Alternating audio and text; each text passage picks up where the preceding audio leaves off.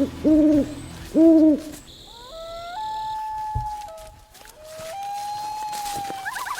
on, stop.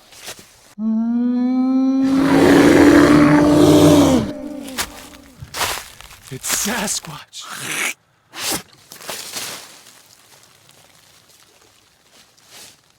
Dude, that is so cool. Tonight on an all-new Monsterland, we still home. New format, who dis? Factor Falcon, which actually may be an actual falcon. And our guest tonight, I'm not saying who it is, but his name rhymes with Ronny Schmank. Sometimes the one you love has been right in front of you the whole time, and you didn't even know it. Let's go! Go!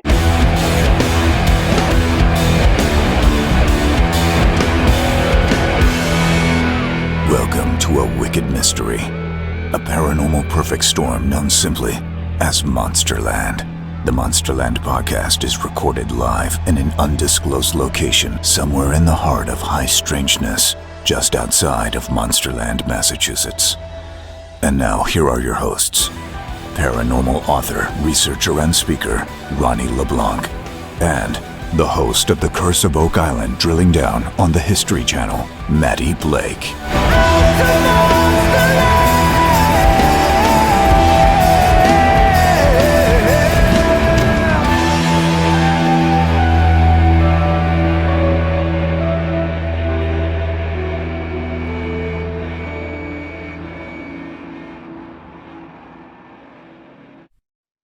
Hello, Ronald. Hello, Matthew. What's up? It's great to see you. I know we're both home now. I am not downstairs in Matty Road Studios. I'm upstairs. Yeah. Living room looks like. Yeah, you know, I was spending a lot of time down in my studio, and it's dark, and there's soundproofing all around me, and it was kind of getting depressing. So I'm upstairs now, and I was able to use the Zoom virtual background. If you can see behind me, there's a Monsterland logo. Yeah. So we might release this actually on video at some point because it is being recorded on video, which is different. Yeah, that'd be cool. Of course, as always, we'll release the audio as a podcast, which is most likely how you're listening to it right now. Again, we hope you're well. This is episode number 2 of our new season, Quarantined. You know, things continue to get weird, Ronny. We talked about a story about potentially this whole thing starting at Harvard University. Right. And the weird hijinks between Boston and Wuhan and some weird bio-experimentation that was going on. And now, if you follow the news, it is starting to break. They're starting to talk about it. We were on top of the story early. Yes, Washington Times, I think I saw something yesterday about saying this may have leaked from a lab in Wuhan, China. So here we go. It makes a lot more sense to me than someone eating a bat in a market. You know what I mean? It makes a lot of sense. And the fact that there was like multiple biolabs in that area is very strange. And so, as I said in last week's episode, Ronald, then it's the biggest coincidence in human history or mankind existence that a pandemic starts in the same town in a wet mark, coincidentally, where there's a biolab with weird experimentations going on. You know what I mean? Right. It's strange credulity, if that's a word. I don't know. Let's just say that it is. We have a lot to get to on the show tonight, even though we are virtual and we are remote and we are quarantined. We got a little monster media. I want to talk about a couple things that we've seen in the media that are very paranormal and really cool. We got your monster mail. We had a monster mail from a monster, Ronny, a new monster, which it's not a complaint email, but it certainly takes us to task for some of the things that we haven't done. Like a lot of times we say things, we'll put them up and we don't.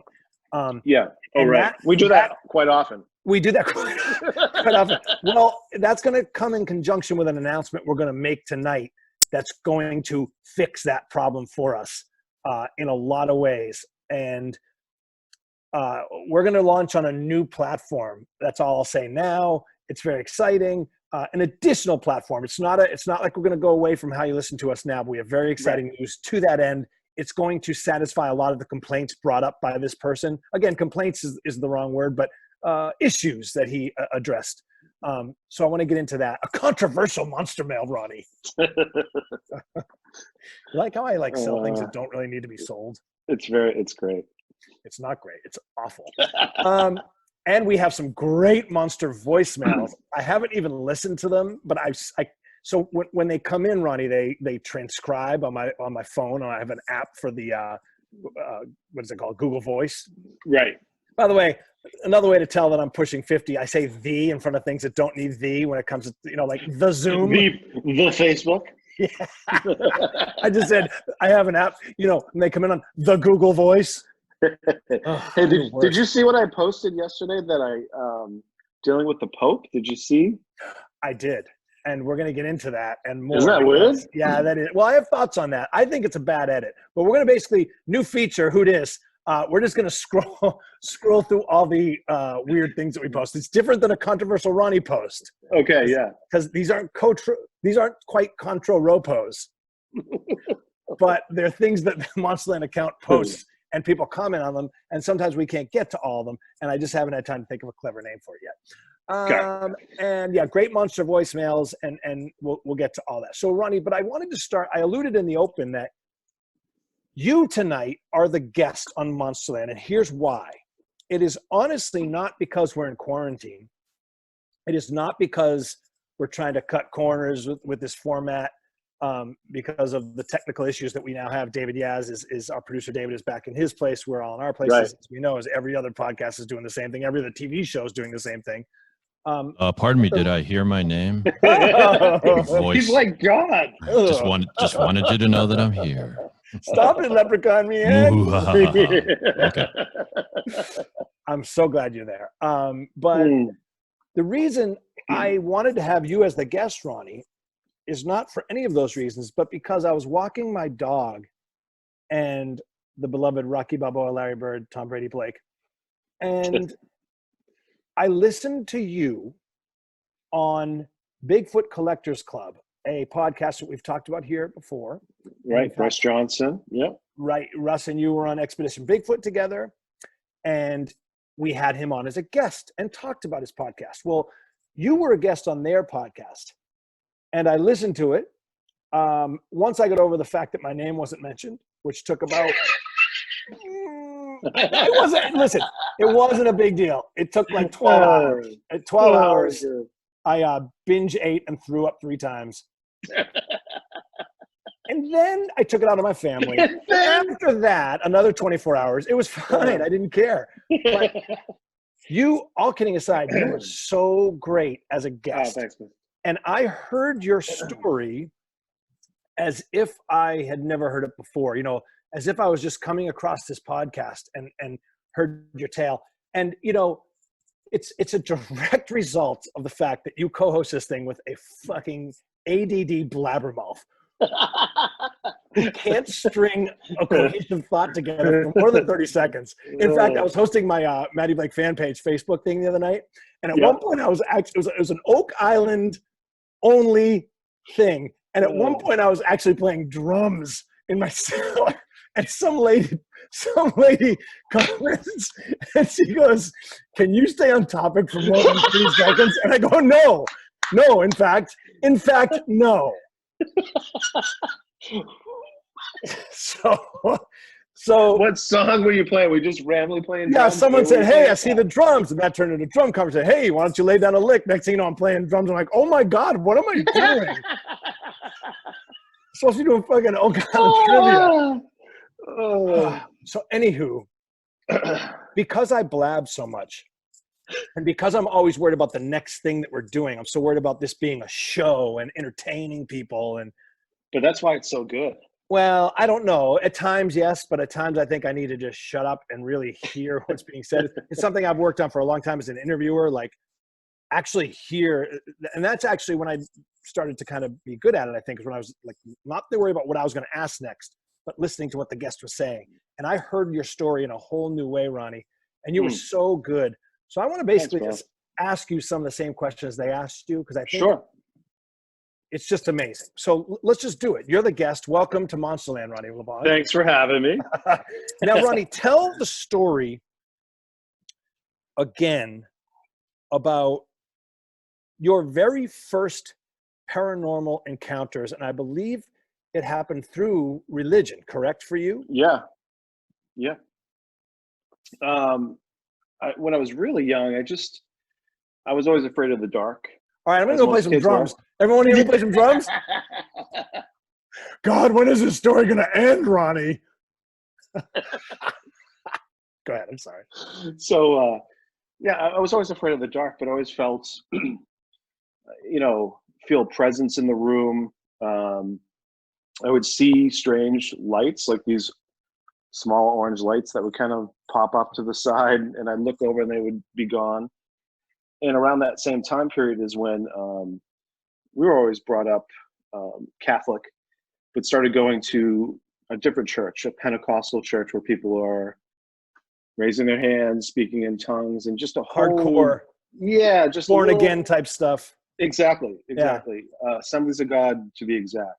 Yeah. And it was great. I have friends from the youth group and different things since I went there as a kid. But sure, I had a couple different things happen to me where, in particular in that church, was that I was what's called slain in the spirit. And where a preacher or someone would come in and we'd be praying over people, and I would see ushers, deacons kind of around the person, and the guy would come and pray over them, and they would just fall down, and they would drag him off to the side, and when he moved down, and we've seen this on TV, and you kind of go, this is crap. So I was curious, and I was around the same age as when I had my encounter in Leominster State Forest with the Bigfoot type creature. So I never really looked at the parallels of those two things. And so I decided, seeing this happen at the church, I said, I'm going to go down and check this out. Let me just back up for 1 second. Yeah. Let me just back up 1 second. So as a little kid, you had basically orb experiences, but you had nowhere to compartmentalize that or to make sense of it. You just saw them as lights. Right. And also had feelings of middle of the night, laying on my bed, couldn't really open my eyes, complete darkness, but felt like I was being levitated off my bed, like laying on my stomach and feeling an energy that people would describe as being abducted. And I just assumed those were kind of dreams or what have you. But when I went down to the preacher, to kind of the pastor, to experience being slain in the spirit, he put his hand on me, and you instantly kind of felt this energy. But the deacons kind of came up behind me, like to catch me, and I was like, I'm not going down. So as he started to pray, and I could feel like this slowly, like my energy was kind of leaving, like I had no more control, and I was trying to fight it with my mind to stay conscious. And then it was just boom, zapped. I just remember waking up, laying on the church floor on my back, and coming to. It was slowly like someone was turning up the volume of a radio, slowly, and with the audio at the same time, like my vision kind of came back. It was almost like coming back into place. My God! So not only did you not believe in it, you sat there as a kid going like, "This is crap. These people are," which understandably, it looks ridiculous, right? If you're not a believer in that type of thing, and not only did you not believe in it, you actively were fighting it in your mind. Yes. And still, you were basically rendered unconscious. Is that fair to say in that moment? Exactly, like equivalent of what someone would say being, blacking out. But what I found amazing was when I awoke from this, I was devoid of any type of fear or anything. I just felt like recharged, renewed, but there was no, I had no fear. Like this lasted, I would say, about 3 or 4 days. Wow. Where it was almost like a high that you were just kind of felt protected. Everything's good. Like, and I've had this experience another time, and it was a very similar situation where you almost like, you just kind of, your whole life seems to just change. Very, very, very, a crazy, incredible experience to say the least. Like, unless you kind of go through it, it's very hard to kind of describe. But. And how old were you about at that time, Ronnie? I was about 10 or 11. And what does that do to your faith? I mean, I imagine for me, because I was always looking for miracles or signs of miracles as an immature type of faith, which makes sense. You need proof. I would imagine if I had gone something like that at that age, it would have increased my faith tenfold. 100%. It was one of those things where I go, all right, God is real. And I always, I was infatuated with nature and just kind of, you knew there was some kind of a creator. At least for me, I knew that there's intelligent design behind of all this stuff. But that was one of those moments where it was like, there's a higher power, there's something else kind of going on that's in charge of everything. And I also realized too that we're all like electrical circuitry, right? We're all like energy. And that was just a perfect example of how that just short circuit, boom, out, and then kind of regained. It was crazy. I heard a great thing the other day. It was a Catholic. He was a Jesuit, and he's actually one of the lead Jesuits of the Vatican's astronomy program, not astrology. They're against astrology. You're astronomy. A Capricorn. You're a spicy Sagittarius, aren't you? Just what you go to mass for. But he said, he used a great phrase, Ronny. He said, I was an aspirational atheist. And the interviewer says, what do you mean by that? He says, I wanted there to be no God. My life would have been a lot easier. He goes, but I couldn't reconcile. The more research I did and the deeper I went into looking into this, I couldn't reconcile a life without God. I couldn't make myself believe he didn't exist. Isn't that great? Yeah. And I reminded of that when I think of you as a young kid going like, this is all crap. And then like, oh, no, I'm not going over. And then boom. It was wild. It really, it changed. But as you know, it's interesting though, too, you have these experiences, people have near-death experiences, and the intensity of those moments does fade. Absolutely. Not only that fade, you have to kind of like look. You start questioning them, right? You start questioning them, and you wonder, did it really even happen? I've been doing that with my full body operation experience and writing my book, like telling that story. I'm going like, wait, did I make that part up? Right. You start questioning your experiences. Yeah, and I think that's just the rational mind trying to, wrap its head around it. But and the equivalent to that would be a lot of this other stuff that's kind of happened that we've experienced together too, which has never scared me. And I would say that they're not exactly the same, but I feel like they come from the same place. They come from a higher place. But I've never felt necessarily threatened by some of the Bigfoot kind of stuff, right? Or the UFO stuff. I really haven't. So that incident opened something up inside you. Yeah. And that brings you to right around that same time, correct? Even though you kind of stopped going to that particular church, as it were, but it opened something up inside you spiritually, fair to say? Yeah, for sure. And that brings you to Monsterland, which you had heard of as a kid. People partied back there and stuff. Right. And take the story from there to that trail that day. Yeah, so that was, kind of like with the first experience, you're dealing with something that's unseen, that is invisible, that we are told to believe in. And the same situation happened with me there. And again, we've talked about this a few times where I never, kind of said, oh, that was a Bigfoot experience at that point in time. But it was something so weird. And I've heard other people describe it as well as very similar to the predator effect, where something's in front of you, something's moving and just kind of shaking this whole place around. And for me, it was interesting because I went down this particular trail, which gave me a lot of fear, and I avoided it. Because of its reputation, that trail had a reputation? No, but just in me, like the energy as I would go ride by it, I would feel kind of scared by it. Wow. And it just dawned on me now, and this is interesting, is that when I did decide to kind of go down that trail, I didn't have any fear.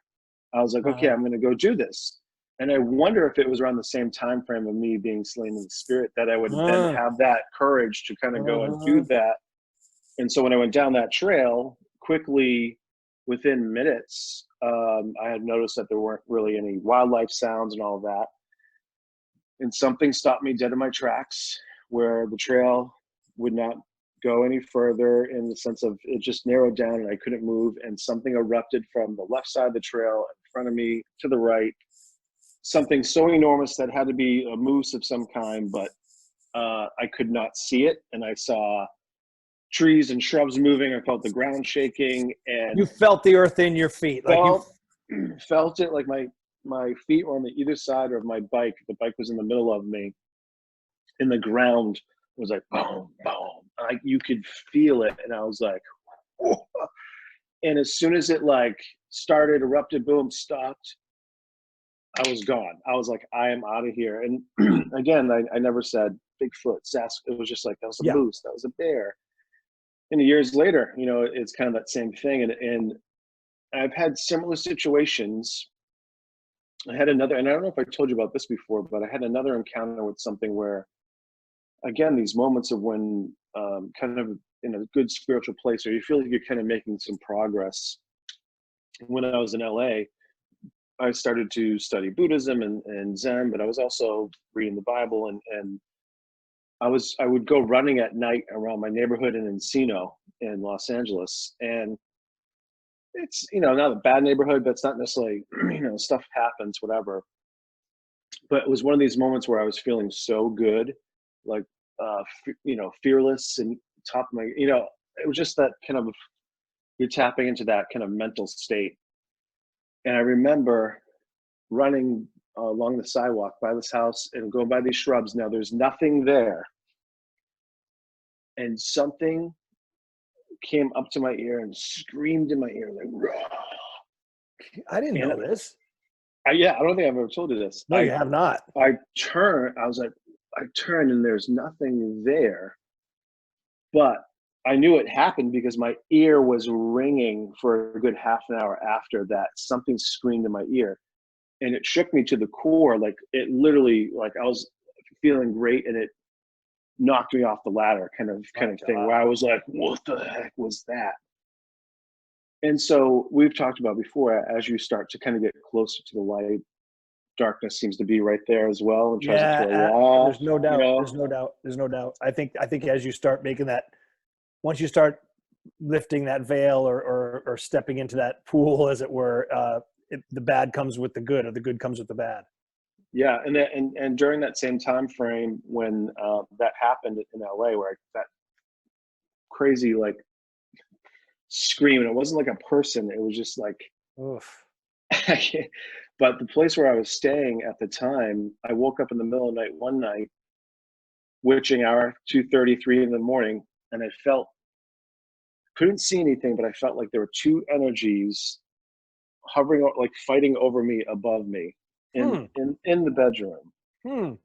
And I couldn't go back to sleep. I was like just kind of terrified, but had this feeling of, and it kind of brought me back to growing up and having some of those experiences. So it's been a lifelong kind of, I think, battle. Yeah, you know, orbs as a little kid. I remember you talking about seeing weird colors as a kid that you couldn't describe. Yeah, You have that incredible experience, and you know, the religious experience, the slain in the spirit experience. What we know now as a Bigfoot experience, although you had no where to put that or no way to make sense of any of this really until later, right, when you started kind of researching, you put it all together and said, okay, which brings us to a very interesting story as well, which if I have heard you tell the details of it before, but I had never really put it together and just how unbelievable this story was until I heard you tell it on this other podcast. So my question is, why can't you be as good on this podcast as you were on some other one's podcast? No, that's not my question. My question is, talk about casting. You cast the first Bigfoot prints in Massachusetts. Is that correct? Yeah, I mean, I'm sure there's been people that have casted something before and could have had something, but it was, I guess, the first recognized that we had the BR4O, looked at it, Finding Bigfoot. Okay. I mean, so it was kind of Yeah. deemed like this is the first time we've seen something like this come out of Massachusetts. That So, got yeah. some national exposure. Yeah. Okay. That story of not only the story of how it happened and the story around it in terms of the track still being there and the experience that guy had and him not wanting to go back. Tell that story one more time, because Sure. I think we've only gotten pieces of it, because as you told it through these years on this podcast, you were interrupted by a 6'3" Irishman with daddy issues. So go ahead and tell the story again. Well, the interesting piece of the story too is the gentleman and his wife that decided to go for a hike. It was in the summertime back in 2010, super hot. Everyone's going to the beach, and they decided they're going to go for a hike and go fishing by the reservoir. Maybe jump in there, who knows? But in Monsterland, they're going into Monsterland, basically. Yeah, they're going to Webster State Forest, and that morning he got down on his knees, and when he woke up, and he prayed to God and said, "God, give me something that my wife and I can kind of share together and have fun together." And so he was kind of reaching out to a higher power for something. Okay. And later that day, they were out hiking, and they came to a fork in the trail, and they're looking for the reservoir. They argued on which direction to go. It went split one way and went the other way. And he noticed there was some mud by that fork that looked like a fresh jar of peanut butter when you open it up, just smooth. No indentations or anything like that on that. And they take the trail. He wins the argument. They walk 15 minutes or so, realize they're going the wrong way. So they double back. And as they come back to that fork to kind of go to the other trail, he notices that there's some indentations in the mud that he had initially looked at.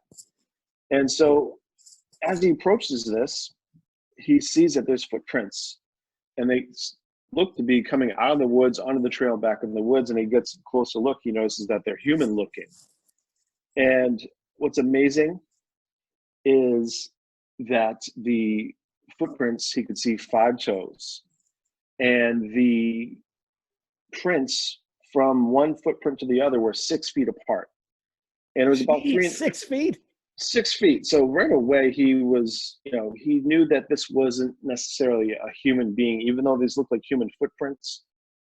They were so out of place, and had to be something that was moving really fast. And that's, he's a hunter, he's an outdoorsman, so things just looked out of place. And as he looked closer, he noticed that there were deer prints alongside these footprints, and it freaked him out, because he's like, okay, this looks like this person or whatever this is chasing after the deer. What can chase after deer? What's fast enough to do this? And he said that he instantly started thinking of these stories of Monsterland and Bigfoots and all this stuff. And he picked up a rock, he looked around. He did mention when they first went on the trail, when they first went for the hike, they felt like they were being watched the whole time, even though they didn't see anybody. He did hear what sounded like a grunt early on in the hike, and he just dismissed that as possibly a buck, a deer or something. So there was some little clues and signs along the way that were kind of not known at the time, that were very indicative of other kind of sightings or experiences. Right. And I ended up talking to him, days later after meeting his brother for the first time, weeks before. And randomly I talked about, living in California. He asked me all these different places, his brother, his younger brother. And I told him about the Redwood Forest. So I talked about, you can see how a Bigfoot Sasquatch could exist. And he's like, what? And just the randomness of that he laughed so hard about it. But if I didn't bring that story up, he never would have told his brother about me and have me have this conversation to see if this is actually right. So the guy who had this track experience, the guy who went into Monsterland with his wife, saw these unbelievably big footprints, 6 feet. He's a hunter. He goes, "Oh my God, this is something weird. What is this?" Yeah. Before all that happened, you had been talking to his brother, unrelated. Correct. It came up that you are a Bigfoot fanatic. So then the two brothers later are having a conversation, and he's telling his brother about these tracks he found, right? And what happens then? Yeah, so he goes, "Oh my God, this is weird." He's like, "You're going to talk to this guy, Ronny. He's wicked into all this Bigfoot stuff." And you're thinking that this was some kind of like a Bigfoot encounter, and so and what was interesting is when I talked to him on the phone, I said, let me talk to your brother. And I haven't met him yet, so I didn't know this guy pulling shit. He was laughing 2 weeks ago. Could he be making some kind of crap up now? So yeah, you're vetting him. Yeah. So, but after talking with him for within a few minutes, he was still physically, you could just hear emotionally shaken, physically shaken, hadn't slept in days, told his mother about it. Wow. And I was fascinated. And he was like, look, I'm not going back there unless someone has a gun. And his brother had a license to carry. I did too. I said, we'll go back with you. We'll see if we can find those tracks. We have guns. He goes, I will not go back there unless I have a gun. If you guys will go with, let's go. So I think that was a Saturday, and the next day was Sunday, and we went out Sunday morning. And I was like, okay, if we find the tracks, what are we going to do? And I didn't have any plaster of Paris kind of stuff, but I did have something that my sister had given us a couple of years back from one of our kids, where you put their handprints in when they're, like a little baby gift, whatever. And we had it in the closet and never had brought it out. So for whatever reason, I thought of that, and I grabbed it, put it in the backpack, and the next morning we went back. I didn't think we were going to find the tracks at all. Yeah, because how long had it been since? It was almost creeping on like 9 or 10 days at that point. Yeah, you would assume it'd be long gone. I would think. Yeah, and he did too. But there was still a little bit of hope. And then when we did find them, the hair on the back of my neck went up, man. I was like, why? Well, right away we found them, and they were in great condition from the canopy of the trees over the trail. Like they had not been. We had some rain a day or two before, and I thought they might get washed out. They were great condition, and right away when I looked at that first initial one, I could see the 5 toes with the footprint, and I could see that there was a straight line with the footprints, and it just flooded back memories of going through all these different books of seeing Sasquatch tracks that were in a straight line, where humans are kind of like the gait is left and right and just kind of separated. I saw the depth, and then I saw how far away they were from each other, but there was an energy around this area that added to the element, like, so hair on the back of my neck, and just the feeling and the excitement I got, because I was like, these aren't human footprints. This is something else. And I never really knew what Monsterland was, aside from a place that we would go and party, and dug into that, started doing research and talking to other people. You hadn't done the research that you've now become famous for at this point. Right. Other than loving Bigfoot. Exactly. Yeah. Right. So people knew I was like, he's into UFOs and Bigfoot and stuff like that. Once people started realizing, hey, this is someone that's had experiences, he's open to talk to people, and he seems like he's a normal guy, then people started forward to both this gentleman and myself, that we started to talk to people and became kind of these conduits for people to kind of come forward and share their stories. So what was it about those tracks too? There's something really compelling about, like, there was ATV guys around there or something. Yes.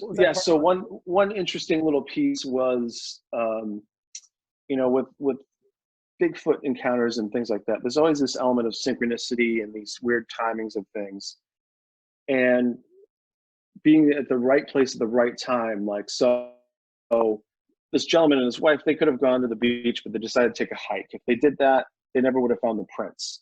Right. The timing of it, all those things that have to happen. Yeah, like him seeing that area before he's seen the footprints. Like, if you came across those footprints and didn't see the earth untouched prior to 10 minutes before, you might just dismiss it as somebody just running around barefoot. Sure. But the fact that he knew that they were alone and those weren't there 15 minutes ago freaked him out.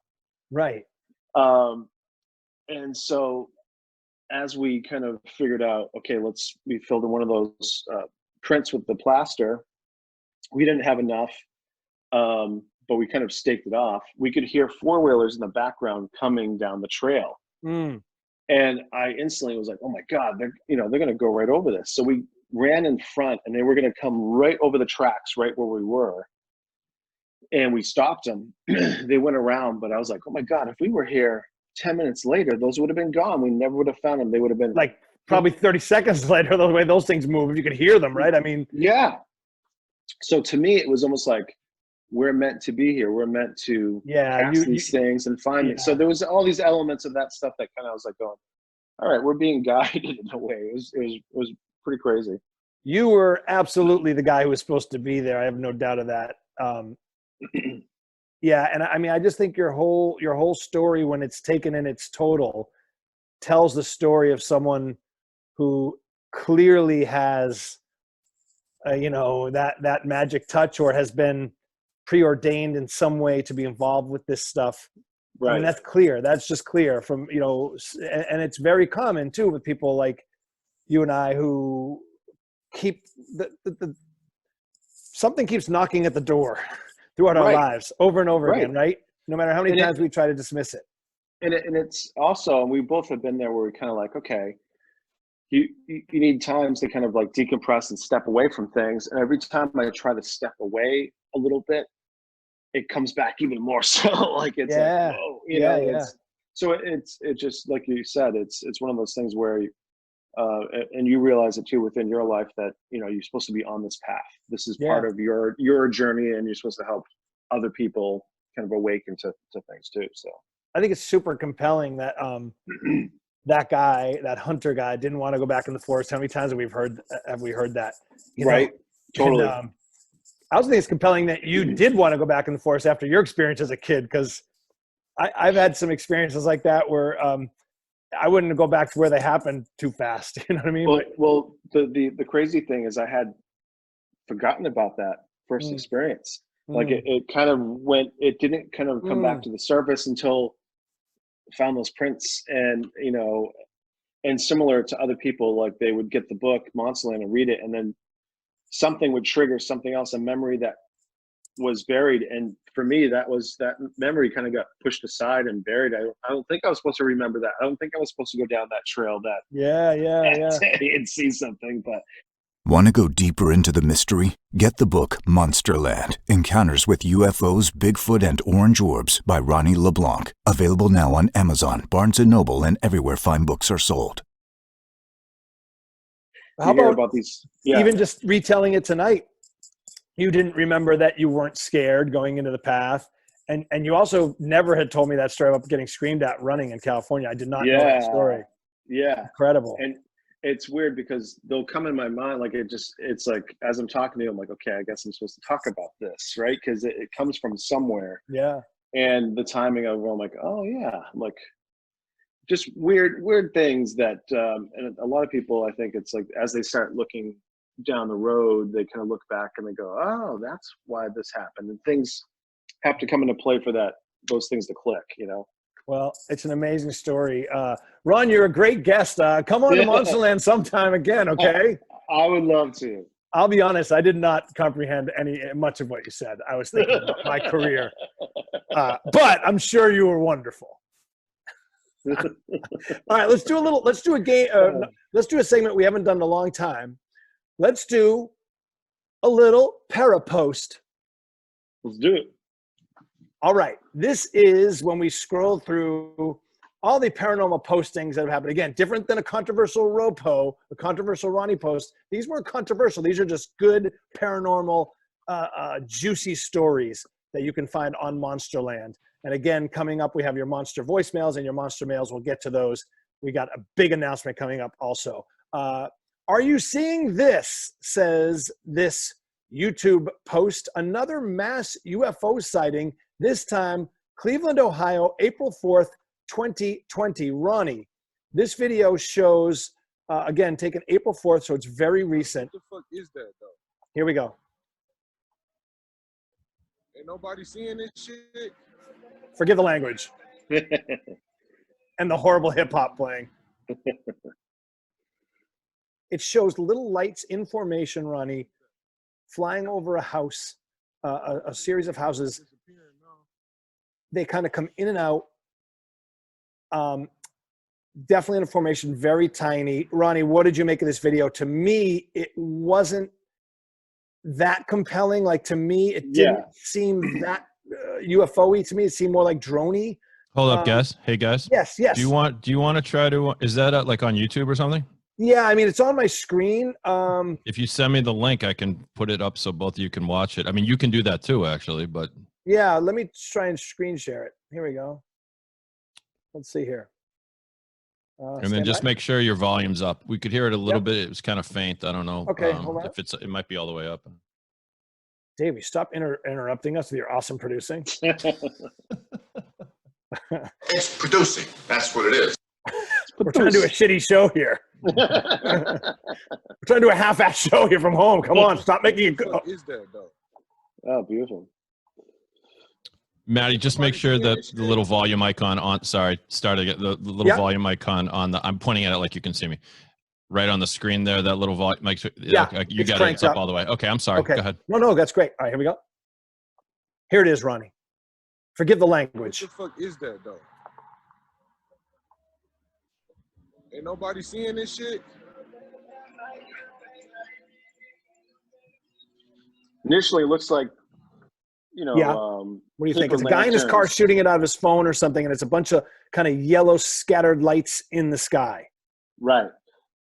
Now, I would, initially, first glance, you might go, okay, this video, not that compelling, but the idea that, 2 consecutive nights between Ohio and Michigan, more than a handful of citizens in Cleveland, Detroit, seeing similar things, groups of flying orbs in the sky. And this is there's another video as well, which is kind of similar.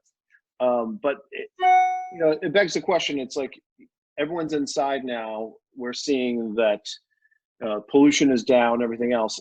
So are the skies a little bit clearer that we're seeing having more sightings, or is there something else kind of going on where we're seeing more of these orbs kind of flying in formation in these different hotspots? Yeah, that's what I was about to say. Two things on this video. What becomes compelling is, besides his potty mouth, his terrible taste in music, the video here at about 20 seconds in, again, it's called Another Mass UFO Sighting, Cleveland, Ohio, April 4th, 2020.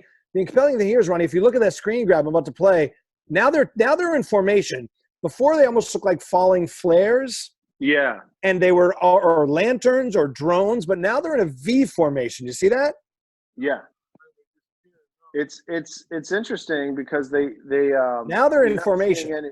You don't see any like blue or green, there seems to be an orange, reddish, yellowish light coming from all these, but right. And another thing I always say about these videos, Ronnie, and tell me if you agree. I know you probably do. That, and it kind of gets into what we've talked about before, in that you can't quantify the experiencer's experience, if you will. These videos never look as good on phone as they do to the person shooting them, right? No. So right. So like if you and I had shot what we saw that night, I think it would look very teeny, and you wouldn't be able to see it changing colors. So true. Right? It would just look like a little star in the sky or a satellite. But so for when you see these people freaking out and taking the time to shoot it, and you can hear in their voice the panic or the wonder, it really does bring to mind, like, all right, well, they're seeing something out of the ordinary, clearly. Right. You have to, you have to trust that someone is going to make a mistake, obviously, when you identify something. But more often than not, most people know a difference between a bear and a Bigfoot and a plane and a UFO. So they're going to whip out the phone. They're going to start filming. Yes. And you're right. It's not going to look exactly like they're experiencing, where it's like, this looks crazy. Right. You just can't capture it sometimes the way you really want it with a cell phone. You don't have to be a Top Gun pilot to know when something weird's in the sky. You know what I mean? Right. Okay.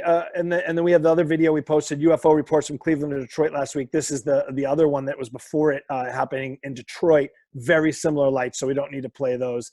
Another pair of posts, Ronnie. This post is about gifting and Sasquatch, correct? Yeah. Posted by Grant Cameron. Talk about this. So Grant Cameron is we've had him on the show, and he's talking about Sasquatch Ontario, which is Mike Patterson, who I actually interviewed for the book for Monsterland for the first book. And so there's an interview with him and I in there about marbles, and from that conversation is when I got gifted 3 different sets of marbles. Right. Right.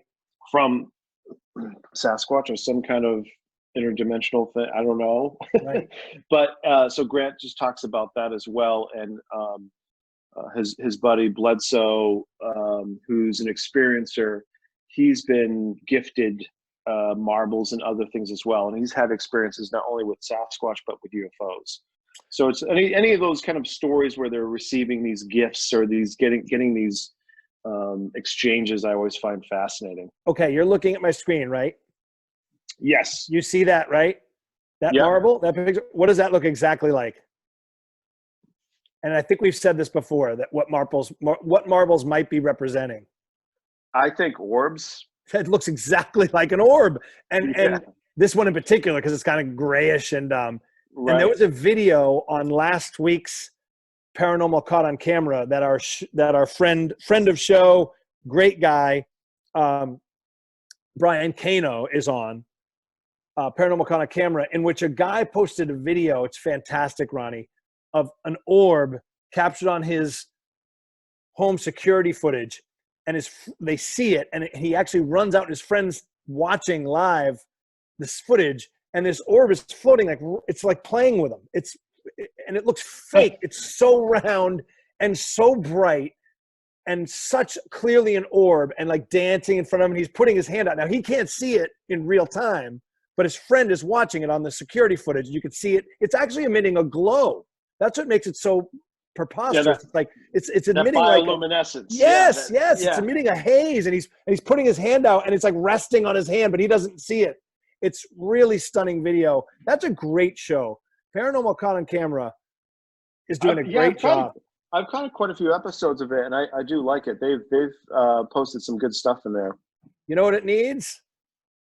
I got a fever, and the only prescription is more Kano.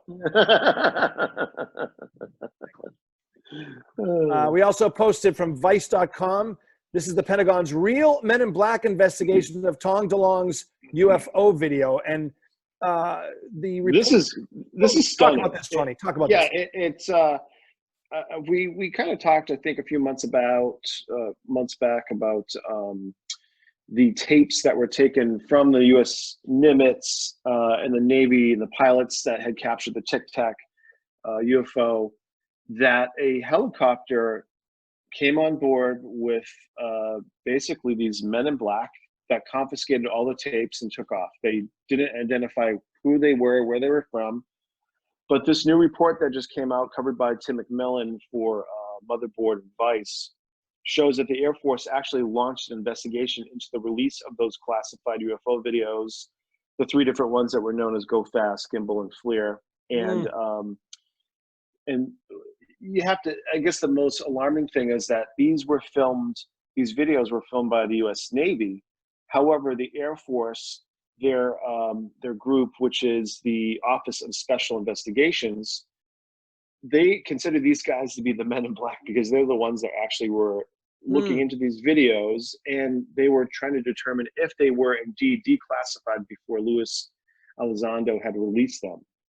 Right.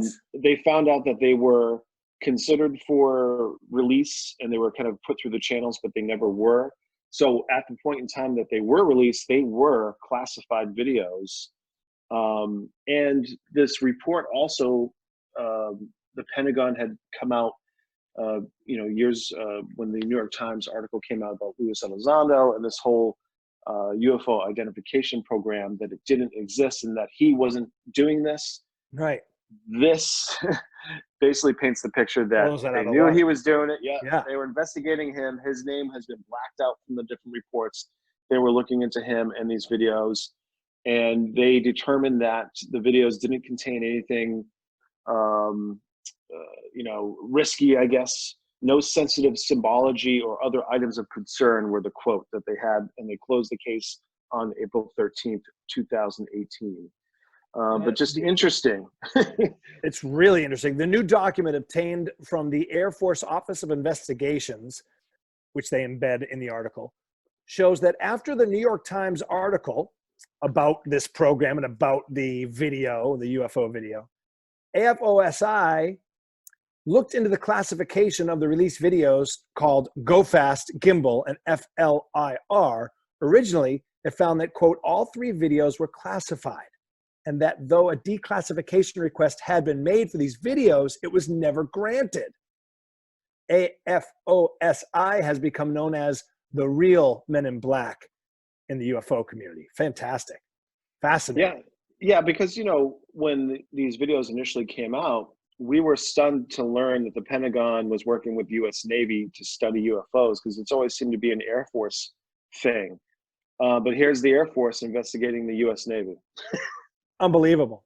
Another unbelievable story that we were early on. I teased it at the beginning, Ronnie. This is from HuffPost and other sources, by the by. Intelligence officials weigh possibility coronavirus escaped from a Chinese lab. Where have we heard that before? Oh, yeah, Monsterland. Matty Road Studios broke this story. We were certainly early on it. I'll tell you that, because I told a lot of friends about it and in the last couple of weeks, and they're all like, what? What are you talking about? Oh, you're a conspiracy. And I'm not. Hey, listen, you know I'm not a conspiracy theorist. Like, that's where kind of my line is drawn, right? You know, I like someone off the show is a conspiracy theorist in a sense. But this isn't a conspiracy theory, because someone was actually arrested, and there's a chain here, and there's real evidence that something like this might have happened. Just the fact that those places, those biolabs, are in the town where this thing broke, to me, has to be investigated. That right there. And I don't know if you saw this. I think it was maybe last week, maybe a few days back, that China came out and said that they're banning any kind of investigation into the origins of the coronavirus. So you don't say. What the hell is going on? U.S. intelligence community is still weighing the possibility that this pandemic, might have been touched off by an accident at a research facility rather than by an infection from a live animal market. And we talked about this last week, and I hate to repeat ourselves, but I never know who's new listening, and we said it then. What critics of this type of story are saying is that, like, well, they've proven that it didn't get made in the lab. Right. Fine. They're not necessarily saying that it was made in the lab. They're not necessarily saying that it was China trying to give us a bioweapon of some kind, that this is some sort of espionage. What they're saying is it could have happened by accident, that the transfer between animal and human happened in a lab environment and not necessarily in a wet market, which in my estimation, Ronnie, we have to find out. We have to find that out. Yeah, for sure, because they have to track, you know, where did this originate, and how do you, I mean, this, and, you know, unless you enjoy pandemics, then just let it go. But when you do look at this from the perspective of, China, and this is a bio-warfare kind of situation, it seems to fit the bill. However, there is something else that's been kind of rumored and talked about for a long time. I guess one of the conspiracy theories that eventually there would be this type of martial law, or there would be these race wars, or there would be this fake alien invasion. And this fake alien invasion, what do we keep on hearing from Trump and others? That this invisible enemy. Yes, the invisible enemy. Yeah. So, you know, the people are kind of saying this is that fake alien invasion disguised as a pandemic. And, you know, okay, it fits your narrative of the day, but it is interesting because it's crippling the country, you know, the economy, everything. I mean, it's unbelievable. Well, we nailed that story early. John Malgavero agrees with us. He says, oh, wow, really? No kidding. And then he has a little emoji of a guy swearing. Mel says, I'm sure it did, meaning that it probably did come from a Chinese lab. We also, oh my God. Are you seeing those things? Yes, that's got to be David. It is Dave. Producer Dave, is that you? He's hacked into the... I admit nothing. Can the audience see that? Can our audience see that? Yeah, well, if they're watching the video. Yeah. On Travel Channel, we're a team of experts on the hunt for Bigfoot. This is old legend meets modern day technology. We have the most sophisticated mapping technology to help us pinpoint Bigfoot activity. This new algorithm is going to be key. This is the place. The hell have we just found? It doesn't match any other known species. Oh my God. All new series Expedition Bigfoot starts Sunday, December 8th at 10 on Travel Channel and Travel Channel Go. No, I was on a Zoom call recently, and one of my like 14-year-old nephew started drawing a penis on the screen as I was trying to show something to my cousins. It's amazing what you can do. I'm not even going to tell people who are listening to this what David is typing, but maybe that'll make people. It's an Easter egg. Well, maybe that'll make people come and watch the video wherever we do post it. But I'll just say, in full disclosure, David is Jewish himself. That's right. Okay, we're okay. He's Jewish. Apparently, a self-hating Jew. Yes. Well, we can make Christian jokes, Ronnie. Have you seen the video regarding the UFO coming out of the volcano in Mexico? Oh, you mean this one I'm about to hit right now? UFO sighting, spaceship seen enter. Hey, Ronnie, why don't you let me host? Okay, you just fucking. All right, sorry. I'll sit back. I'll do the weather. Shut up and look pretty and do the weather. UFO sighting, spaceship seen entering Mexican volcano, which is used as an alien city. According to this article, eagle-eyed conspiracy theorists were quick to spot out a white object, which some have claimed was a UFO, falling into the mouth of Popocatépetl near Mexico City. I think the mountain's called Popocatépetl. Is that right? Nailed it. The sighting was made on webcams, which constantly monitor the 5,000 some odd foot peak. Colloquial. Oh, Jesus. Colloquial. Am I having a stroke? Are you trying to say Caligula? Commonly named El Popo. That one I got right. Now, is this, let's see, I don't want to get on the 20-minute video. Yeah, no, watch, hit this. It's interesting, and I looked at some other videos. Here we go. It's pretty compelling stuff. How do you say that word? Colloquially. Colloquially. Oh, I can't say that word. It's like jewelry. I can't say jewelry. David, how do you say colloquially? David, I'm not even gonna attempt it. All right, this video's not even not even playing. I was on mute. Sorry. Colloquially. Okay. Colloquially. He was just checking Google. All right, let me try it again. Ready? How do you say it one more time, David? Colloquially. Colloquially. Jewelry. Jewelry. I'm a jeweler. All right, this thing is not playing. Hold on. Oh, there it is. Oh, okay. Yep. So you're looking at the mountain, and there's stars in the sky, and what looks like the same size of star is zipping out of that mountain. So they show a couple now. Oh, there's going to be two other ones kind of flying together towards the mountain, the volcano. Now the volcano is actually smoking.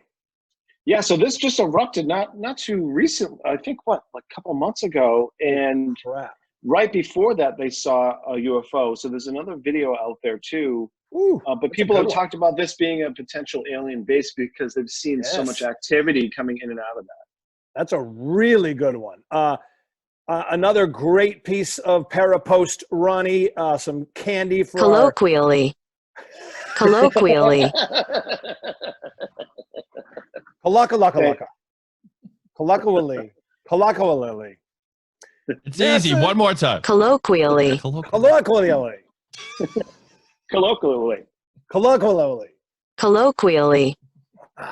Damn it. It's like you want to do something collectively as local, you do it colloquially. You even fucked it up then. NASA captures footage of a UFO on the space station live feed. I love this video, Ronnie. This is pretty awesome because Coloquialmente. Sorry, I thought that's Spanish might be easier. Coloquialmente. Colloquialmente. Why am I making it Italian? The detail of this thing is pretty. This thing is awesome. Let's see. I want to scroll the video here. We can see this thing flying off the space station. It's about 3 minutes, I think. Oh wow! I mean, you're hearing the guy narrate the video, by the way, Ronnie. Hold on. Stealth alien technology that they're using from Area 51. Why do all these guys have to have voices like they're like, you know, they're on Cartoon Network doing a bit? Like, just talk. If this is actually U.S. Air Force. Okay, so Ronnie, what we're looking at is, I'm not going to play his voice, but we're looking at this craft. It looks like so many of the other craft we've seen in these type of videos. Looks almost metallic, like that, right? Yeah, metallic, almost like teardrop shaped. Yes. Kind of tapering at the end. It's just phenomenal footage. And every time there's some kind of object like this, you know it's something legit when they pull the freaking feed so quickly. Yes. Why would you do that? You know, like if it's something that's part of the crap that come off or whatever, you know, but they keep on yanking the feed down when these things are seen. And then it shoots up into space, that's where I get concerned, because that part of the video, it all looks so incredibly real to me. And then when it shoots up into space, I get a little concerned because it looks a little Hollywoody, a little CGI-y to me at that point. Look at that, right? I'm not saying it's a Falcon. I'm not saying it's fake. We're going to play Factor Falcon in a minute. But up till that point, it really takes my breath away. But then again, we've said before, maybe it looks fake to us because we have no other way to process it. Right.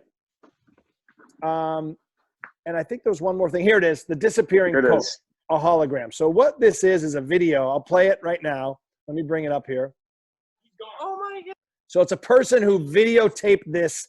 I gotta stop saying videotape. Old guy again. He's getting this with his iPhone camera, his phone camera. It's on his TV. It's a news feed. That's right. Yeah. All about the Pope.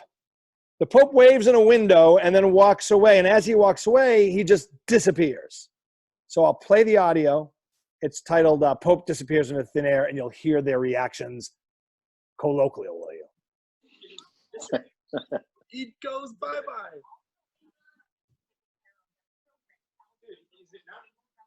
Oh my God. Okay. Colloquiale. Colloquiale. Is that Italian? Colloquiale. Of course. Colloquiale. How come I can say it better in a foreign language than I can in my own tongue? Some comments on this, Ronnie. Aaron says that's social distancing on a wholly new level. Well done, Aaron. Robert says, I think they use a hologram so no one tries to off the Pope. Adam not a bad idea. Yeah, Adam posted a screen grab of the priest from Caddyshack saying, there is no God. I have a theory on this, Ronnie. Yeah, what's your thoughts? Okay, watch. I'm going to show you why I think this is not much to do about nothing. Now, this is local news, right? Or news. Yeah. Now watch. He turns. Now, see that fast cut to the next scene? There's a fast, quick cut right as he disappears to the next scene. I think it's an editing mistake. See that? I think it's a bad edit. I think the local news feed, just threw an editing gaffe in cutting to the next scene. So almost like a transition. Yes. It skips to another piece of video they had of that window. Got it. Giving the appearance that he disappears. That's my watch. It goes bye-bye. Boom. Bad edit. Because here's how I know that. Here's why I think I know that. When I was a kid, you still see the one thing that's weird is that he disappears, but the scene is still there. The window is still there. Yes. Yeah. Okay. I can explain this, or I think I can. When I was a kid, there's another message on the. Hold on, I gotta get back to it. Right below your fan page. Oh, from Producer Dave is killing us. I'm not going to read it. This is a fantastic. I think we should just do this podcast like this from now on. Although I miss seeing you guys in person. Okay. Here's why I think I know that was a edit is because when I was a kid, we had a huge that's someone calling our. You know what that is? Someone's calling our voicemail. Holy crap! We're getting Is that Dave? Hit it? No, it's not me. That's not me. Wow, we're getting a monster voicemail right now as we record this. All right, pick it up. Should I pick it up? Yeah. Yes. All right, hold on. Hello? Hello? Hello, are you there? Oh, damn it. I don't think I was fast enough. Well, maybe they'll leave us a message. And Ronnie, I did a whole, I'm going to bail on it, but I did a whole thing about the shroud. You see that on my screen? Oh, cool. Because it was Easter weekend and I found this great thing about the Shroud of Turin. Let's do an episode dedicated to the Shroud of Turin. It's okay. Yeah. It'll blow you away. Total down. Okay. So when I was a kid. Falcon? Okay. Yeah. All right. Let's finish the Pope first. When I was a kid, we used to make movies. We used to make parody movies. Believe it or not, my friends and I. I'm sure that's a stretch for you to believe. So we had a big one of those 80s camcorders with the VHS tape you put in it and held it on your shoulder, right? And we would make movies. So we would go see a movie, whatever it was, and then we would make our own parody version of it. So, this is from, I would say we did this from like when I was in 6th grade through like probably halfway through high school, we stopped doing it. And so we would go see like The Karate Kid in 1984 or whatever it was, and we would go home and make a ridiculously funny parody version of The Karate Kid or Rambo or Rocky or whatever movie it was. And we had these tapes and they were friggin' hysterical. We loved them. But the editing process obviously was very rudimentary. And there was a couple times where in editing it, by accident, not trying to do it, same scene, like say it was a scene of my lawn, and let's just say, for example, we're going to do a fight in The Karate Kid, right? My two friends, the actors, would be standing on my lawn. And as you're watching the scene, all of a sudden there'd be a dog, like a white dog in the scene, and then it'd be gone again in a second, just like what happened with the Pope there. Like there'd be, it's because I was cutting and stopping and recording again so many times and trying to get to the next scene, let's say, that my editing was bad. So it would somehow just work its way in there. And people would disappear all of a sudden. We'd be like, oh, we'd all laugh. So that's what it looks like to me. It looks like an editing gaffe. Why don't we do this? Since that just happened, that's a little parapost there. Why don't we do this? Why don't we get into our monster voicemail before we factor Falcon? Because great. We just got a call and I want to see who it is. All right, let's do it. Okay, Ronnie, I haven't listened to these before, so let's just play them down the line, and I'll try and turn it up as loud as I can get it, Producer Dave. And yes, sir. Yeah, just make sure the volume on your computer is at max or close to it. It is. It is. Okay. It indeed is. You're not the boss of me. Here we go. First. Oh, and by the way, if you would like to leave us a message, just call 401-400-0965. That's 09ML, 401-400-0965. And you can be on the program like these fine folks. Hello, my name's Georgie Oliver, and I'm calling from the UK. Calling to see whether or not you gents have any interaction with either succubus or an incubus, depending on what your flavor is. If you could share, that'd be fantastic. We had a recent experience here with the succubus, I believe, and just wondering how prevalent this is, or is it something that occurs in the UK? Anyhow, cheerio. First of all, who is that? That was a real call from real England. Come on. I don't think so. I'm not buying it. That guy had a fake monocle, like a British flag behind him. Like it's the Monopoly guy. He had every British cliche with him to do that call. Red and Szechuan. I love that. Now so I had a friend who went through this experience. I think we've talked about it on the podcast before. We had a seance. He had his wife felt like she was being held down in bed and by some sort of figure, which, by the way, happened on Oak Island to a guy named Kaiser who felt like he was being held down and told to leave the island. These things happen. Incubus versus succubus. An incubus is a demon in male form who, according to mythological and legendary traditions, lies upon sleeping women in order to engage in sexual activity with them. Mm-hmm. That's why Yoko calls me the incubus. That's where Lade came from. Its female counterpart is succubus. Salacious tales of incubi and succubi have been told for many centuries in traditional societies. Ronnie, so we haven't got a ton of calls about these, but it has come up on the show before. Yeah, it's people talk about sleep paralysis, waking up, feel like something's in the room, they can't move, and that's definitely connected, it seems, with something similar to the incubus or succubus. But yeah, it's fascinating. I know that my friend who went through it, his wife was terrified. Like, it wasn't funny. She was like, she wanted to move, and she really felt like she was being, tortured by this thing, whatever it was. So it can be very scary for those people who go through it. That is an absolute situation where I would definitely call a priest in. I wouldn't even walk around. I would just call a priest straight up. Yeah. Because that seems to be demonic stuff. And that stuff, that's the rare case where it can actually physically interact with you. Right. And that ain't good. So thank you to that real British caller. It's all right, that's enough. Beggars the mash, sir. Bubbles and squeak. Smoked eel pie, sir. Hi, guys! Yes! There you go. That was him. Thank you, Giorgio. That was a great call. All right, let's try this next one. Hey, Monsterland. This is Warrior from Parts Unknown. I want to know why no one in the government is willing to admit that the coronavirus is actually an alien virus, and why we've gotten this far without just telling the people the truth. Ronnie, coronavirus, alien virus. What say you? I don't know. You do hear of those, asteroid or meteorite, and then there could be some kind of something on it. But, we're just talking about this, could this be that alien invasion that we are expecting is going to be faked or whatever? But this is real. People are dying.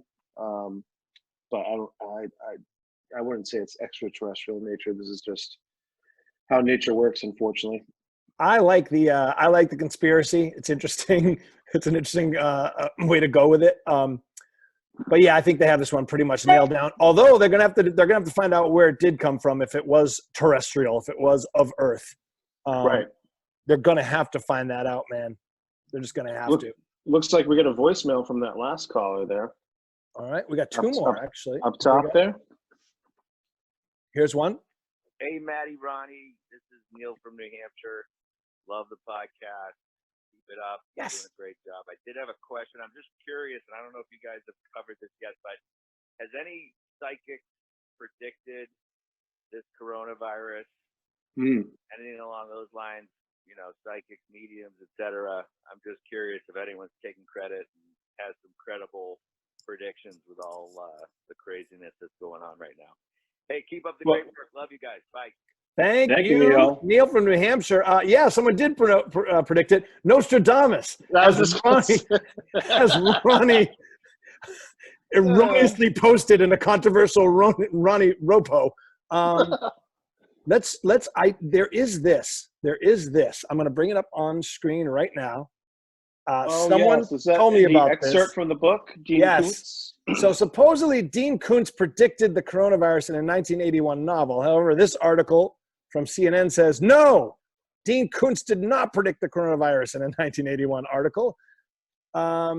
So a novel from Dean Koontz titled The Eyes of Darkness, in a tweet that has been widely shared, someone said that in that book, Koontz predicted the coronavirus outbreak based on a screenshot they took. Let's see. It reads here.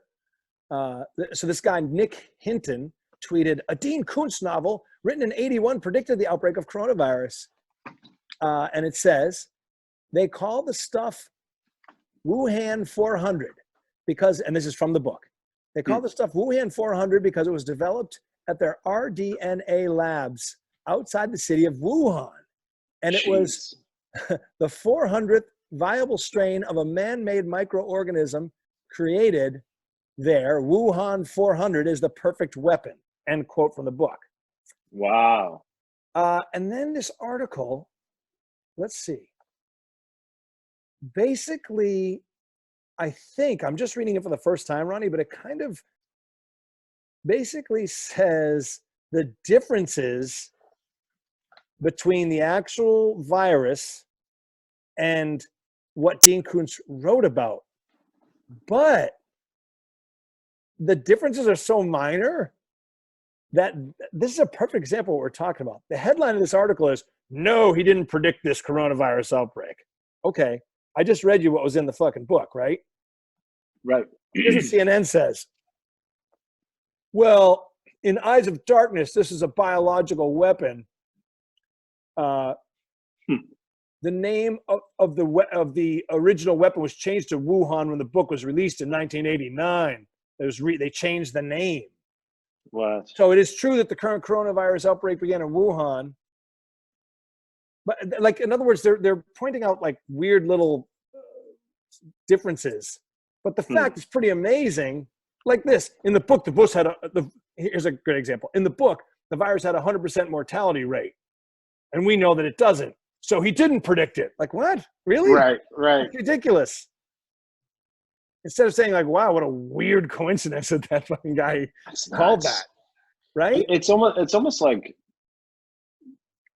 time travel kind of stuff. Like, It's very strange. It's very strange why they take that tact. Why people who don't believe in mysterious things or even really in coincidences are so bent, they're so warped that they would have a headline like that. Instead of saying like, wow, eerie coincidences in this book, like probably nothing to it, but it is pretty weird that he picked Wuhan, China for a virus all those years ago, right? Isn't that weird? Totally. Instead, the headline reads, no, he didn't do this because there's negligible differences between the real one and the one he wrote in 1989. It's ridiculous. So, Neil, Dean Koontz predicted it. CNN, what a bunch of Koontz. See what I did there, Ronny? Okay, here we go. Oh boy. This is the one that just came in that we just missed. This looks bad. Hello, my name is Marty. I'm calling from Massachusetts. I live out in central Massachusetts, and I've got a nice house, and it's got a big backyard. And in the back of the yard, there's woods that a lot of the birds, woodpeckers, and whatnot have set up shop, bats, and wild turkeys, the whole 9 yards are back there. And we also have owls, big owls that sit on the branches. Ooh. So I can hear them, and I see them, and they're big, they're large. But the other night I was out there, and granted, I had smoked a doobie, so I was a little, and mine was a little contorted. Oh, God. It wasn't an owl, and it was a creature. It had a huge wingspan and a human body, and it had red eyes, and it took off, and it circled around my backyard, making eye contact with me the entire time. I was frozen with fear, and then it just literally soared off into the realm of outer space. Jesus. So I need to know what this is, and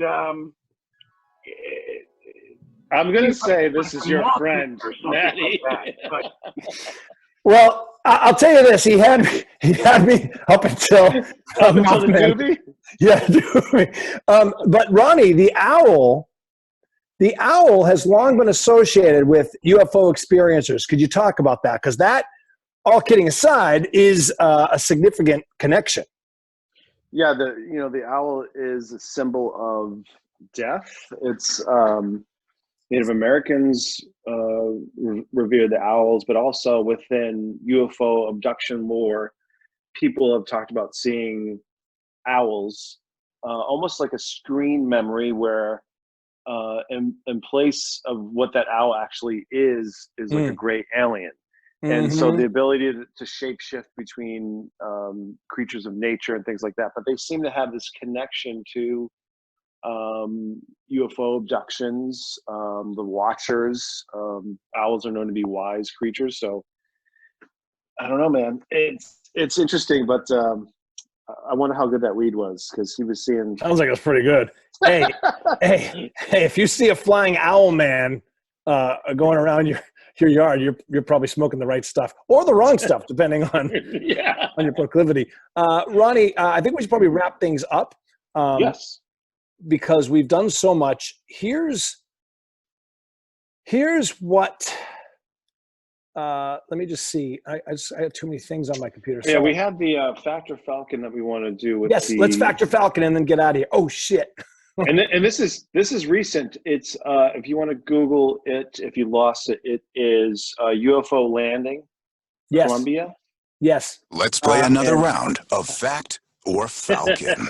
Thank you, David. I have to get back to my screen share. Hang on, stand by. All right, I'm trying to produce and be funny and entertaining and wise. Okay, here it is. Fact or Falcon, for those of you who haven't played before, you know that we're trying to figure out if something is real or fake. If it's real, we call it fact. If it's fake, we call it Falcon. And here we go. What's weird about this one, Ronnie, is it actually looks like a falcon. Falcon. Here we go. And what? Oh, Tallulah, Colombia. We have footage of what looks like a flying saucer landing. So I'm not going to talk about it. Let's look at the footage. We'll have a chat afterwards about it. All right. Hey, I think that's the same guy that just called us from England. It's the same dude. It's Gordy Oliver. Crikeys.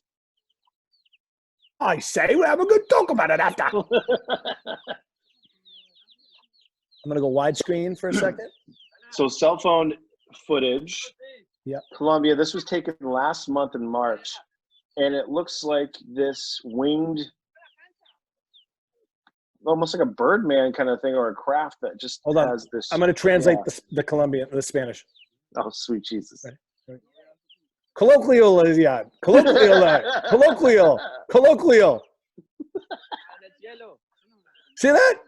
Colloquial. It's yellow. Gringo doesn't know how to say colloquial. All right, it's lowering down to the tree line. It literally looks like a winged craft. And it's floating. So what's peculiar with this right off the bat is it's hovering in the air. It's floating. You don't see any type of propulsion, any kind of lights. It looks like a winged, like when I say, like, imagine like a hawk kind of with its wings outstretched, kind of standing upright. Yes. Unique shape to it. Do you know what it kind of looks like right there, Ronnie, as we're looking at this? It looks pretty similar to the NASA feed video. It does, doesn't it? It does. Wow. It has that same sort of metallic tapered shape. Almost looks like a bat vehicle, like in Batman.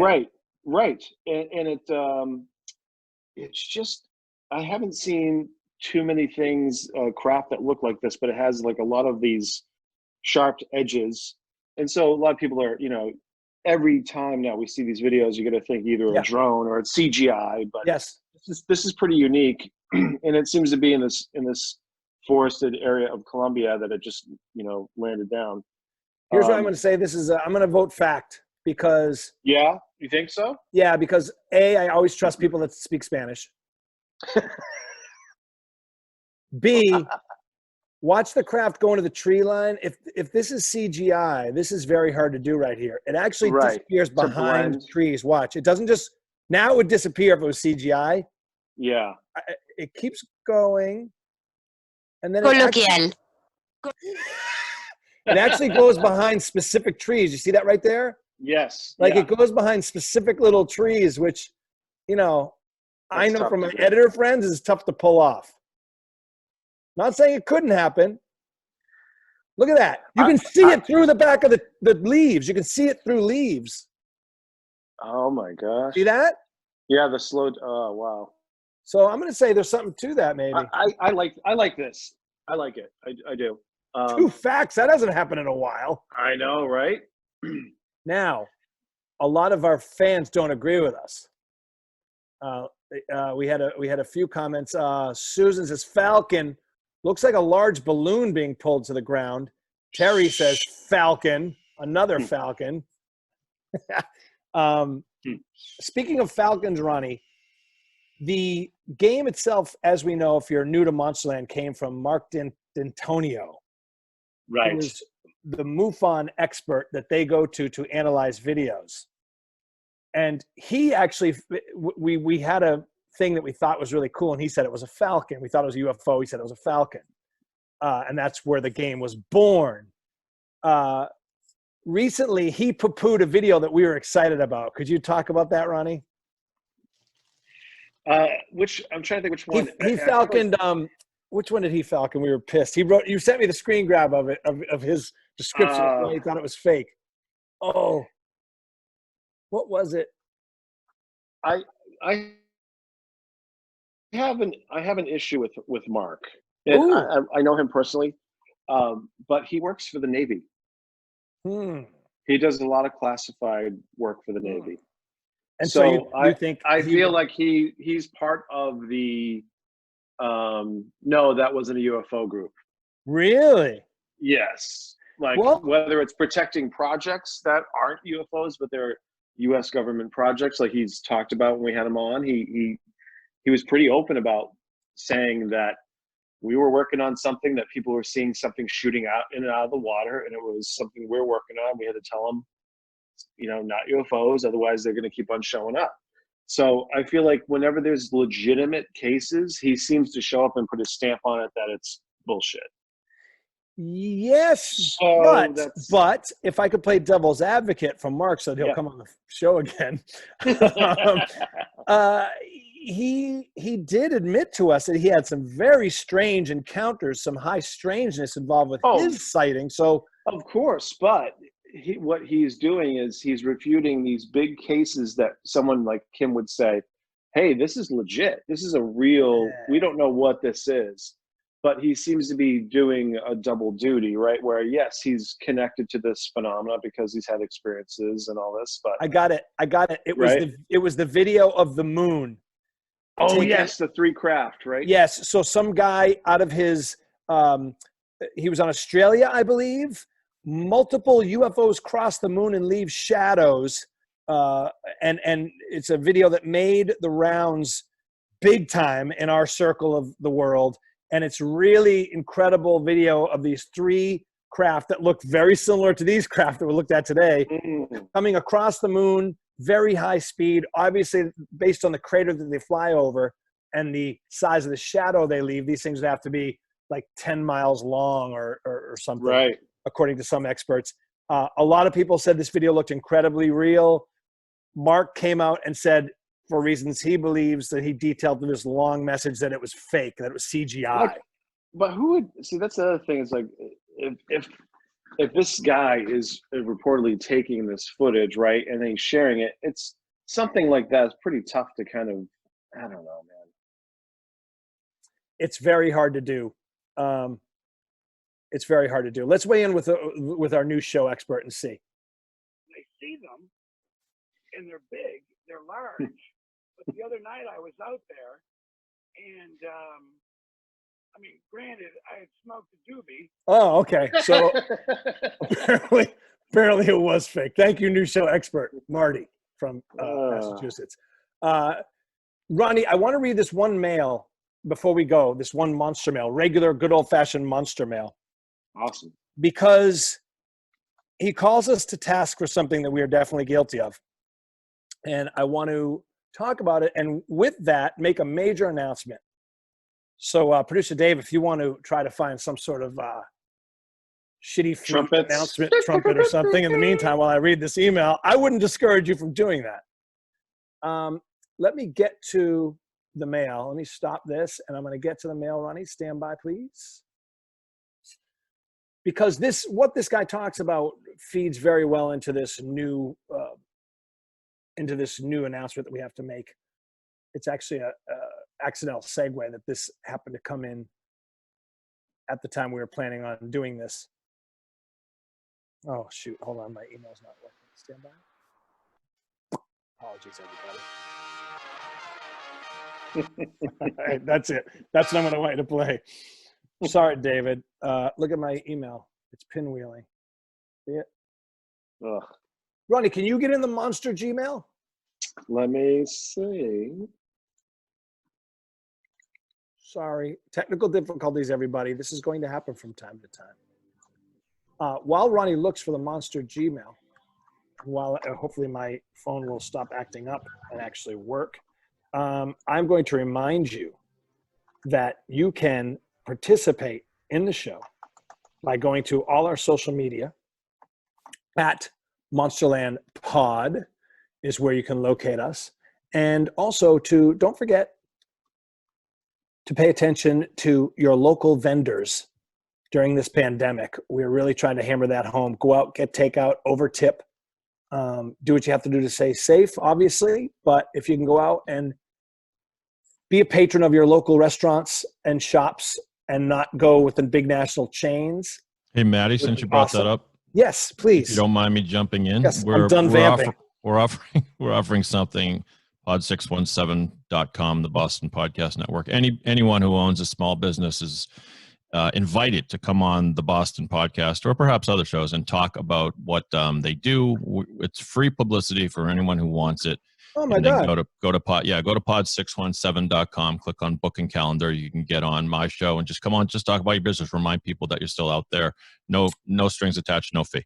That's wicked nice, David. Awesome. Why don't you give yourself the announcement horn? I'm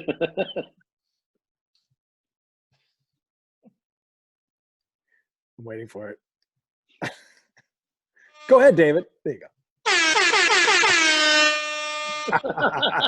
All right, let's close this with a little monster mail. This is from Jeffrey. He's a new fan, Ronnie. It's time for monster mail. He says, hi, I'm sort of new to your podcast, although I've been a fan. Big time Oak Island fan from the beginning and have watched Ronnie's on Expedition Bigfoot. Cool. I'm also new to social media. Actually, I haven't a clue. So I apologize if my request is because I'm ignorant. On the episode with Dr. Mayer, you were talking about a Mount Shasta Bigfoot video with her. Where do we as listeners access this? I've looked for on your Facebook page, your Twitter page, and Googled Mount Shasta Bigfoot, but can't seem to find it. Also, in a later episode, you were talking about a video from a security guy who worked at a cemetery and was having paranormal experiences in the mausoleum and in the chapel. I searched on YouTube on the name Matty gave, but did not find it. You often talk about books or pictures or videos that you post, but I have trouble finding them. Again, is there a place where you post this? So that is my request. Any help you could give me. And he goes on to say how we are great together and he can't find these videos. And he talks about the Bob Gimlin film. But the point he brings up is great, and that is this. Sometimes, Jeffrey, what you're experiencing is because we do post something, but then we take these things down sometimes because it's been weeks and weeks and weeks and weeks that go by, or some cases months, and it's a new season, and we don't want to clog up the feed. Like a lot of the things we talked about on this episode, in probably a month or two, Ronnie might go back and take some of them down just because it gets very full with stuff. But also what's happening is that we are doing this alone. Producer David's doing this alone. We don't pay producer David, and Ronnie and I don't make any money off this thing. And so we're all doing the best we can, but things definitely do slip through the cracks. We say, oh yeah, we'll post that, and we don't. For example, the wonderful Adori app, which is phenomenal.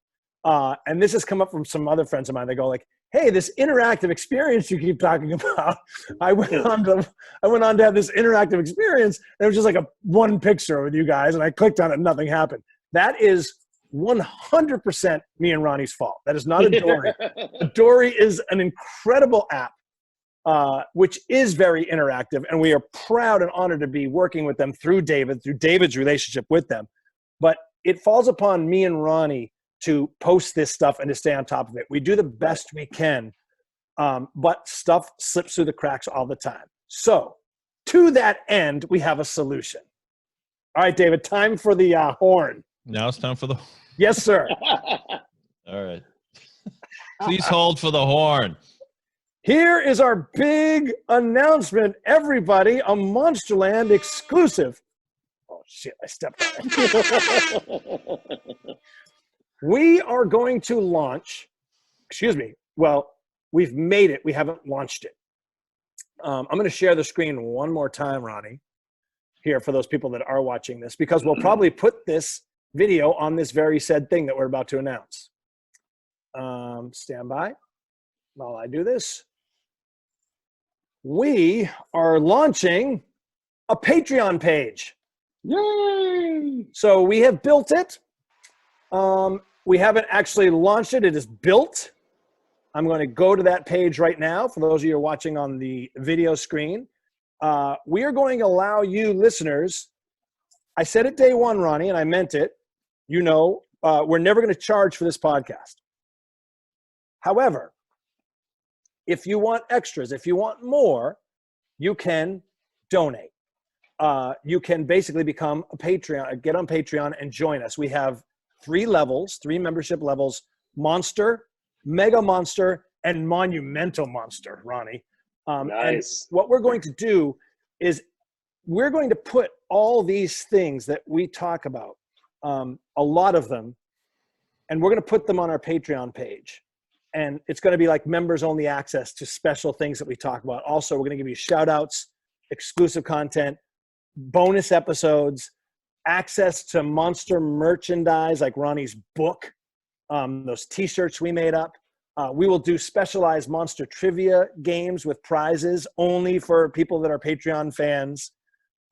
If you join the top tier, the Monumental Monster, we will do a private AMA with you. You can appear on the show with us, plus everything that's in the other tiers. So what we're going to do, Jeffrey, is to make sure that nothing slips through the cracks, we're going to slap a lot of stuff on this Patreon page as extra content. And we would love you to participate. We wanted to give you fans, you monsters, you real monsters, a chance to go another level and have fun with us. Ronnie, I'm very excited about this. This is new. This is great. This is great stuff, and I think it's going to keep us being creative too, creating new content and some fun things to share. So this is sweet. Holla at your boys with $1. I am so sorry. I just read that. I am really sorry. So this is exciting. It's something that I knew about, but quite frankly, didn't think about it for us. But Bigfoot Collectors Club, the podcast you're on, Ronnie, they do it. Every other podcast seems to do it.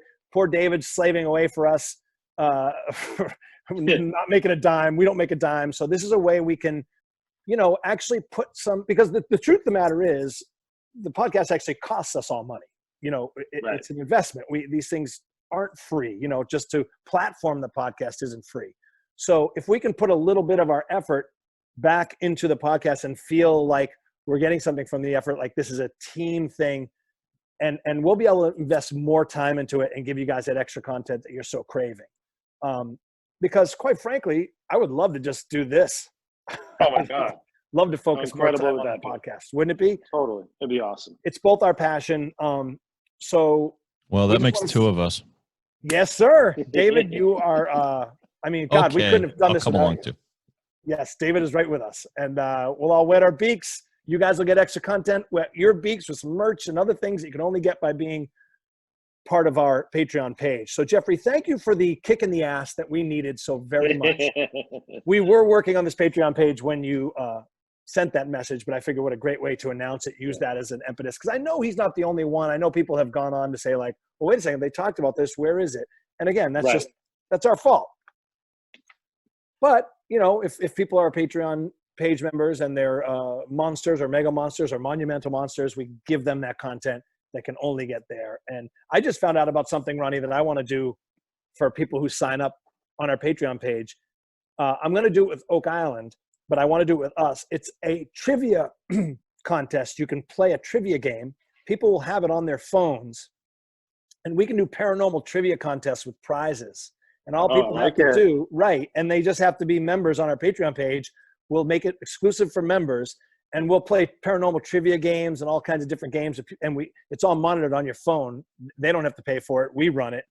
And we can do these games and just have a blast. So let's take this thing to the next level. What do you say, monsters? Let's do it. Let's do it. All right, Ronnie, you were a great guest. Thank you, sir. You're a great host. Would you come on next week? I got plans. David, we got to get another guest. Nowhere to go but up. No, kidding. All right. Thank you, everybody. We love you. Keep the messages coming. We will announce when we actually literally launch this Patreon page that you're looking at now, if you're watching the video that I'm scrolling through. We're going to actually launch it. We'll announce that on our social media. Please join if you are so inclined to get that awesome content and to get more access to Ronnie and I and our shows and everything we work on. So for producer Dave, for Ronnie LeBlanc, I'm Matty Blake. There he is. Thank you, everybody, for joining us. The quarantine edition. We'll do it again next week. Stay safe, everybody. And remember, stay monstrous.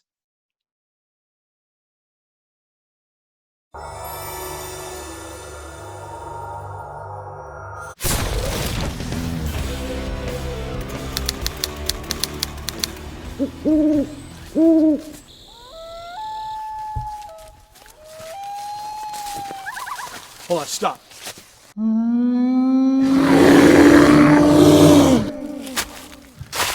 It's Sasquatch.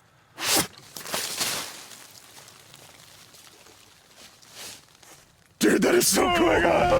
Want to go deeper into the mystery? Get the book Monsterland, Encounters with UFOs, Bigfoot, and Orange Orbs by Ronnie LeBlanc. Available now on Amazon, Barnes & Noble, and everywhere fine books are sold.